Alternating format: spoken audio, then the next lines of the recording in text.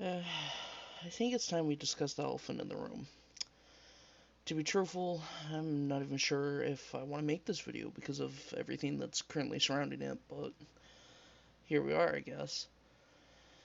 I can't shy away from this fully because this is something that affects me and many of the people uh, in my friend group and in my community.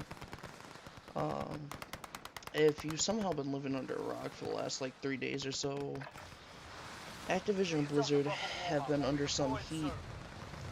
They've just been sued by California over allegations of quote frat boy culture and sexual harassment. Before I continue, I want to initiate a trigger warning here for everyone. Um, just be on the lookout for that if you do not want to hear anything like that. You can skip to the point in the video now. It should be up on the screen. Um, and that should bring you to the parts of what I'm doing on my end.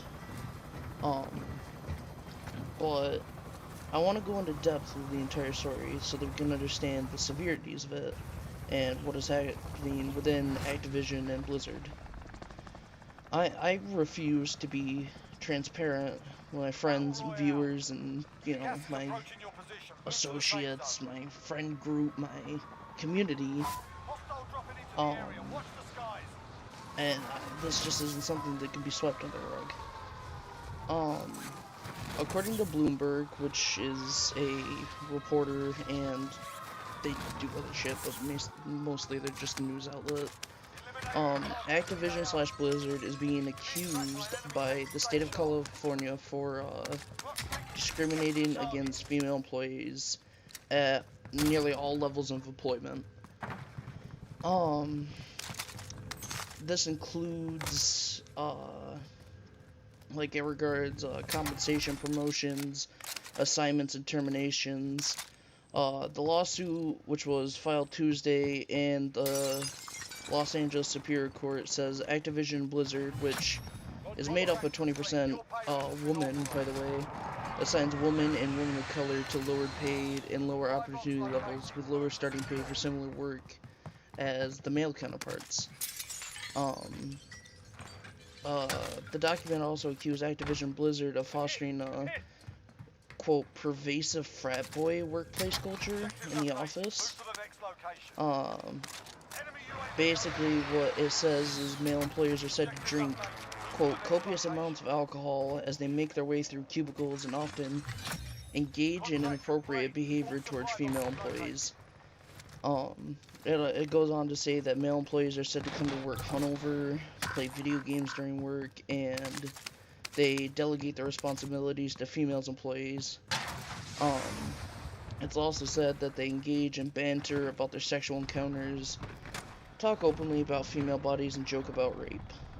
Um, that in itself is bad, but it somehow gets even worse because the lawsuit also cites one particular incident where a female employee who was already subjected to horrible amounts of sexual harassment at the company committed suicide during a work trip with a male supervisor who allegedly brought inappropriate sexual items with him on the trip. Um, the lawsuit is asking for an injunction that will force Activision to comply with workplace protections and also deliver like unpaid wages and adjustments, back pay, lost wages, all that stuff. Um, Firstly, what I want to say about all this is that nothing of what I just read to you is even remotely okay to be thought of, let alone actually occur in the real life, in the real life counterpart of it all. Sadly, the era that we live in has let male-dominated companies become too powerful with treating women unequally. Um, I myself want to let it be known that I stand with the women of Activision and Blizzard. While I myself can't even begin to comprehend what must be going through many of the workers at Activision's head right now, it's awful to hear about it and read about it. It's taking over Twitter by storm. It's everywhere, you know. That being said, I want to talk about what that all means for me as a content creator, because I'm in the sphere of the Activision and Blizzard games. I mean, I've spent the last few days deciding how I want to go about everything from here on out. I mean, I never, in my right mind, want to let a company full of awful, awful people get any revenue or monetary gain for anything I might produce. However, I also realize that not everyone at Activision is, you know, bad people. There's still many people who work for these companies that are not associated to anyone that is, you know, doing these awful, horrible things. I know a lot of creators are, you know, developers and stuff like that at Activision are very, very passionate about the games that they produce. And to me, those are, you know, the good people that we have to look out for, if that makes sense. I never, in the right mind, want to put out content or, you know, anything that could possibly give Activision or Blizzard any monetary gain or, you know, revenue from the stuff that I put out.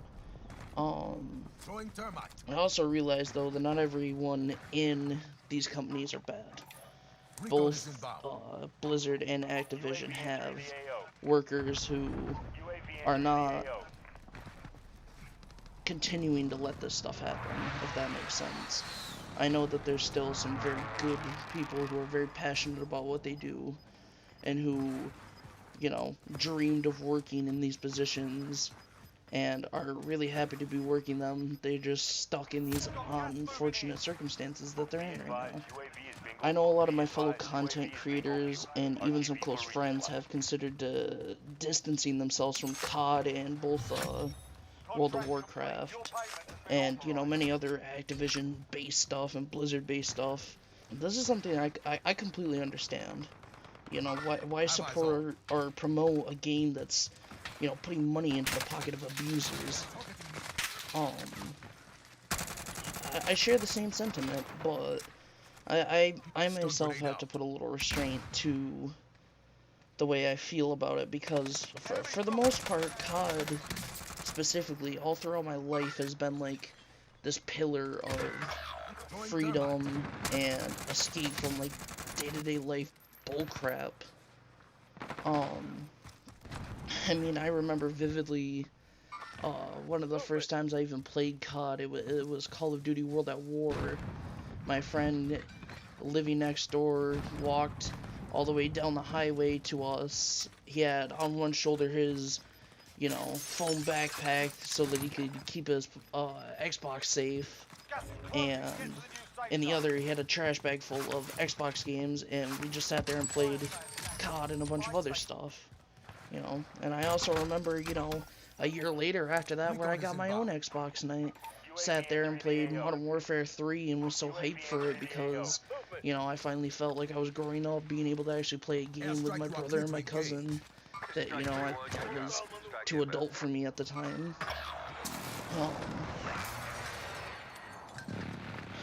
As weird as it is to say, though, COD has been like a huge stepping stone for me in like both my teenage years and, you know, later in life, like now. It really just helped develop my passion for like first-person shooter games. And I mean, it doesn't stop there either. I also was like a huge fan as a kid of both Spyro and Crash Bandicoot. And I mean, granted, when I was younger, they weren't owned at Activision at the time, but it's still hard to know that if I ever want to buy both the Crash Bandicoot or Spyro remakes, I'm putting money right back into Activision. And it's hard, you know. I don't want to be supporting a company that abuses both mentally and sexually its workers, its, employees. Um, but I want to get down to the nitty gritty and just flat out say what I'm doing from here on out. Uh, I still hold it close in my heart, the philosophy that a few bad apples does not mean the entire bunch is bad. Like I said earlier, I believe entirely that there are still many good people who are working both in Blizzard and Activision that are nice, safe, good people to be around and to talk to, and are sadly being associated with everything that's happening just because they work there. And that absolutely sucks. Furthermore, I myself am not. I'm choosing to not let these abusive, power-hungry company owners and Activision employees that are abusive decide what I can or cannot do. I'm not giving up playing COD or any other Activision or Blizzard game simply because of everything that's surrounding it. And while I completely understand why someone would, I don't know. I'm not letting people decide why I can't or cannot be happy because of what's surrounding everything right now. And my heart goes out to all the creators that are, kind of forced into still playing these games even if they hate the situation that they're in. Because I've seen, especially on Twitter, that there's a lot of people who, even though they hate what is happening with Activision and Blizzard, it's still, their whole career is revolved around playing, COD and World of Warcraft daily. That's their income. And, my heart goes out to them. I feel really sorry for that because they're in this position where it's like a catch-22. They can't back away from it all because that's just, how else are they going to keep going? And I completely understand if you disagree with me. And if you wish to distance yourself from the company, if you want to get away from Activision, I completely 100% get that. I want to also mention that there is a very, very small silver lining to what has happened. Blizzard president, J. Allen Brack, I think his name is, has sent out an email to staff last night addressing all the allegations from this week's lawsuit, calling it extremely troubling and say that he's meeting with many of the employees to answer questions and discuss how they can move forward.